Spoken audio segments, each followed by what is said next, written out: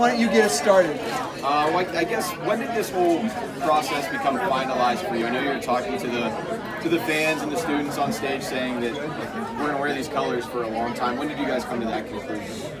You know, probably the first meeting I went to with the ACC 2 years ago, I realized I was sitting in between, it was an athletic director meeting, I was sitting between Notre Dame and Georgia Tech.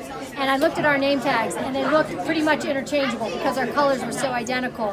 And I really thought, how are we going to be unique? How are we going to stand out in the ACC? How are we going to distinguish ourselves from a look standpoint, and then obviously from a competitive standpoint? So we came back about 2 years ago and started to engage Nike in this process, and knew that we wanted them to study what would make most sense. And so this is the culmination of that entire process, and we're really excited to reveal our new look that's going to stand the test of time.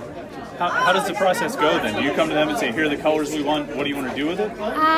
You know, we came to them and said, they have a global identity group, it's called the GIG process, and they study about 3 to 4 brands a year, and they picked Pitt because we wanted, I mean, it was a mutual selection, and we tell them, you tell us what looks best. I know what I had a bias towards, and so we may have had a little influence, but the reality is they also looked at what's appealing, what our fans like, what our recruits like, what our students love, and really what sells in the marketplace. So I think that they really nailed it.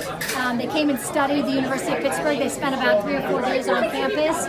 A lot of the inspiration is behind the Cathedral of Learning, and I think that's what is so meaningful, and there's a lot of depth to the design, and it's not just, you know, a new Panther. There's a focus on kind of a culture change as well that goes along with this, and having a true identity with one color. How much did it bother you, if at all, that you had multi-colored uniforms going out there for different occasions, and how much is it important to have the one color that you're going to stand behind? Yeah, it's critical. I mean, it's essential, and it's critical to who we are. I think that there's a sense of pride in these colors. You know, the kids want to wear retro on a big game because it matters. You know, how you look good, you play good, and there's something to that. And so I also felt that it unifies our campus, it unifies our alumni base, it unifies the students, it's what people like. And instead of every day saying, what are we going to wear today, this is the answer. And our goal is to create an identity that will stand the test of time, and we believe that we are there. Do you still wear the old navy and gold and all? Like, will there be throwbacks for those? Those are behind you now? They're done. Yep. How long did it take after you got here that someone said to you, Heather, the colors, we gotta fix this? I think the stadium came up first, and then the colors. But you know, you can see that I really feel like the Script Pitt is such a strong brand, and you know, I knew that was the right decision at that time. But you know, not having that color that's unique. There aren't a lot of schools with this combination, and we're certainly unique in the ACC, and that's the conference that we want to be the most competitive in. And so it didn't take long for us to know that this was where we were headed. You know, you had talked about that process with Nike, Heather. What were some of, or if any, what were some of the logistical hurdles with? Because this is some fans have been wanting for a while, but I think for you know, at some point they were told they would just involve too much work. I mean, what were some of the hurdles that? I mean, if it's hard, you know, sometimes people don't tend to do it. For us, work isn't never an impediment. You know, our team is extraordinary. They're going to work hard. The challenge is the timing. And so we started this my first summer, and the order for all the uniforms are already in. You know, you order basically a year in advance for the uniforms. And their process is a very involved process. You don't just, you know, sit back in a sketchbook and have one iteration. So it takes about 12 to 18 months for the gig process to actually come to fruition. And so we knew in the fall what we were going to. Our coaches all picked out their uniforms for next year in the fall of 18.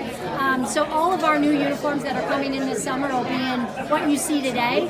And that's basically the process, and we're really excited that, you know, we're changing now, and we'll be moving forward. You'll see our website, you'll see our business cards, our letterhead, all the social media pieces changing, and then obviously we'll go into uniforms this fall, and facilities all starting. Do you have anything you didn't show us today? Uniform combinations or colors? Or... Of course.